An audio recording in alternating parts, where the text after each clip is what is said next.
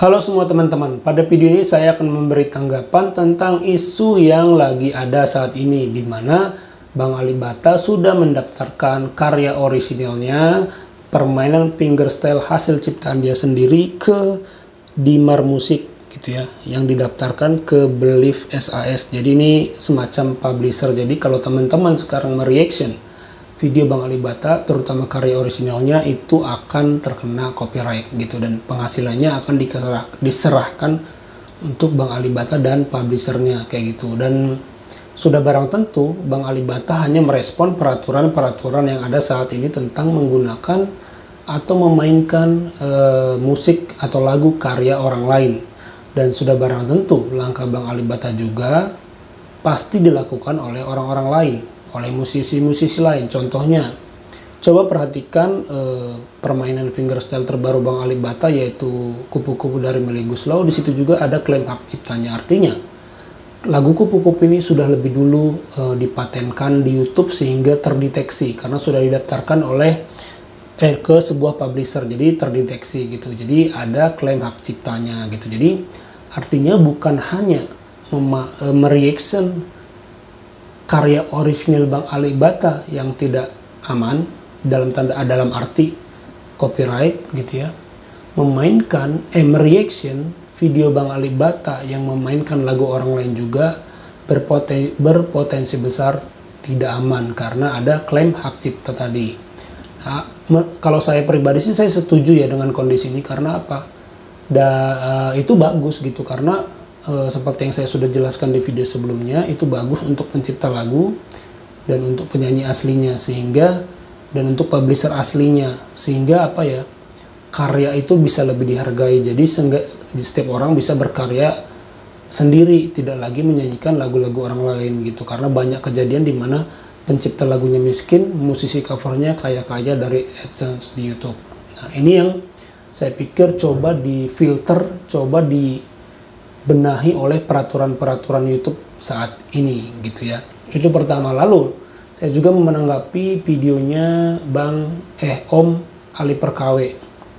Dia bilang di situ setelah menjelaskan kondisi yang ada saat ini, otomatis mungkin berkurang tuh yang bereaction video Bang Alibata. Jadi bagaimana kita mendukungnya? Pertama, kata beliau, share lewat media sosial, oke, nggak masalah menurut saya. Kedua, tunjukin ke teman-teman, nggak masalah juga menurut saya kalau teman-teman ikhlas gitu. Tapi pertanyaan sekarang saya begini, apa benar Bang Alibata itu masih perlu didukung? Pertanyaan pertama itu. Dulu waktu Bang Alibata masih subscribernya 80.000, belum seterkenal sekarang, benar itu perlu didukung dalam arti reaction yang ada pada saat itu, setahunan yang lalu ya, mungkin banyak pendukung Bang Alibata itu yang baru mengikuti beliau itu sekarang. Reaction itu berguna untuk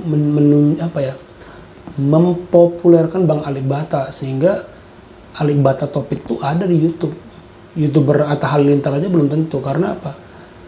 YouTube membuat Alibata Topik karena Alibata itu banyak dibahas di YouTube gitu. Jadi artinya dinilai Alibata ini populer.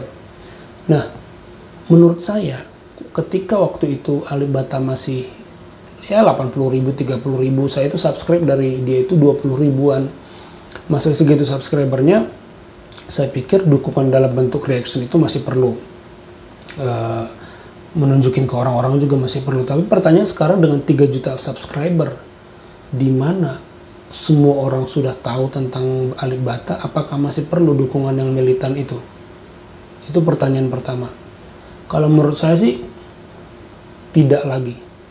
Dukungan kita nggak lagi menambahi popularitas Alibata. Jadi jangan seolah-olah dibuat Bang Alibata itu tergantung sama kita, tergantung sama fans-fansnya yang mereaction. Enggak ya. Dulu iya, dan bagaimanapun ada jasa-jasa orang yang mereaction Bang Alibata ini. Karena apa? Dulu Bang Alibata masih ramah dalam tanda kutip, masih suka. Nih ya, saya pernah bikin video juga ketika baru membahas Bang Alibata.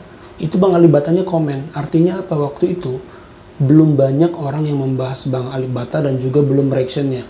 Artinya Bang Alibata masih cukup punya energi untuk memberi komentar pada channel-channel yang membahas diri dia gitu. Karena apa? Belum terlalu banyak.